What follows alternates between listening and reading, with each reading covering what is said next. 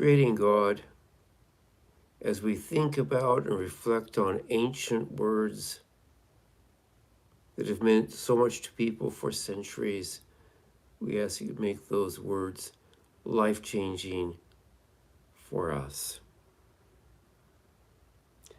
There's an element of need to give up things that hold us back every day of the year. We think of those the most as we go through Lent. I challenge you to give up self-hate because it's something that holds us back, to try to say better things about yourself to others and in your mind to yourself. It's negative self-talk, it's self-hate that holds many people back. Resuming our studies in Acts chapter 7, we left off at verse 17, and we're going to read down to about verse 28 to break this up over a period of a few days. We are well into a speech, a sermon that is given by Stephen as he is in front of a council of people who basically have him on trial.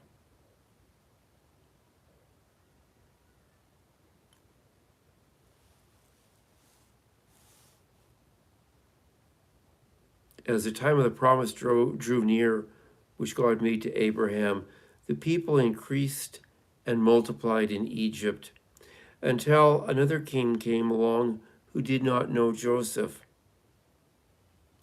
Dealing cunningly with our race, he forced our ancestors to abandon their newborn in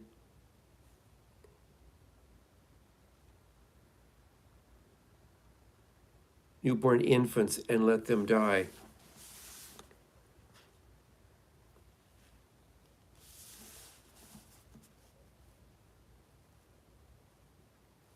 At that time Moses was born, and God looked favorably on him. For 3 months he was nursed in the home of his father, and when they abandoned him, Pharaoh's daughter took him and raised him as her own son. So Moses was educated in all the wisdom of the Egyptians. He was mighty in word and deed.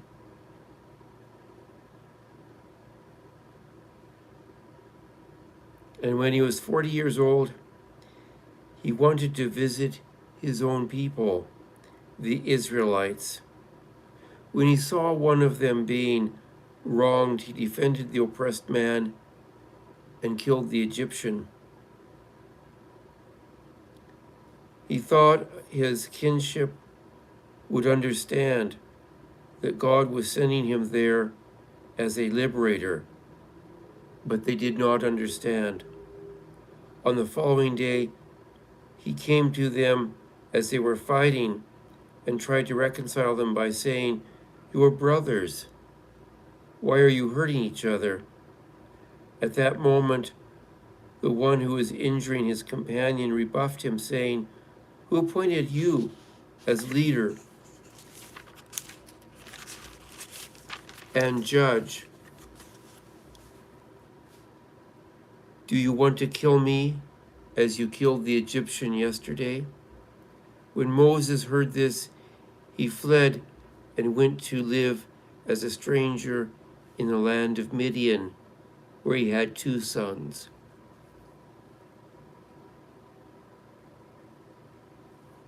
What Stephen is doing here, Stephen is tracing the history of the children of Israel back to its very, very early days, now through the days of captivity in Egypt.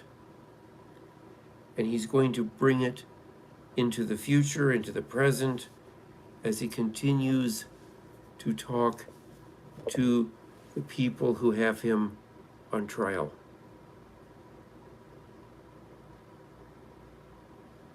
We're going to kind of leave the story there.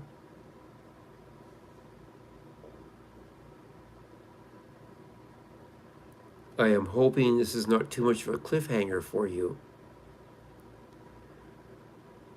This week we've been praying for some heavy stuff.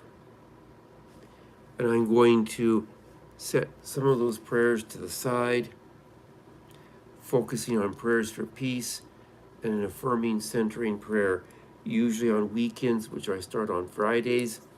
Usually on weekends, the prayers are affirming and centering prayers and focus either exclusively or predominantly on that. We're praying for peace in the Middle East, peace between Israel and the United States, the two working together.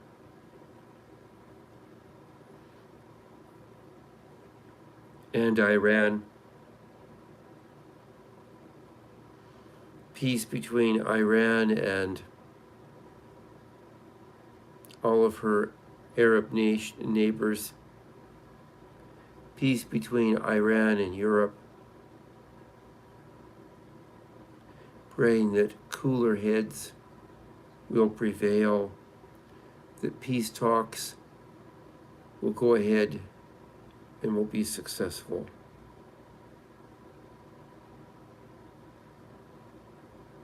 Moving into the centering and affirming prayer.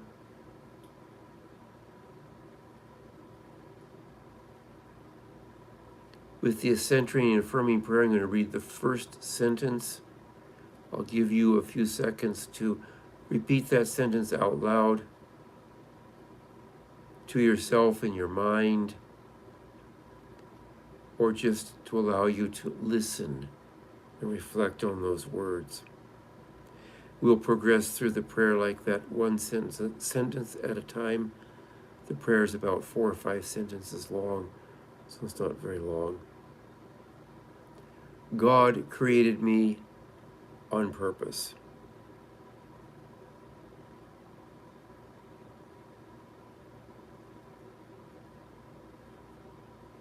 I am no accident.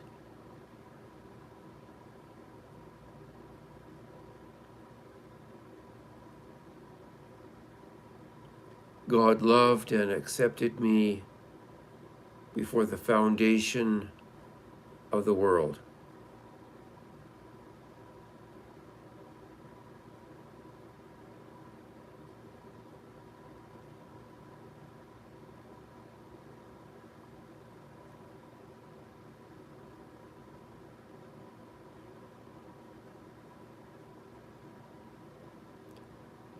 God, affirm your love for me.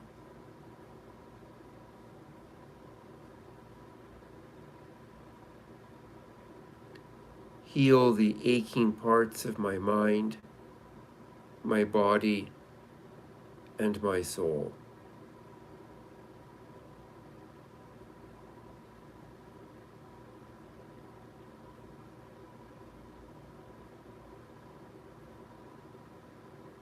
Amen. Thank you very much for joining live. I look forward to seeing you tomorrow. Good night.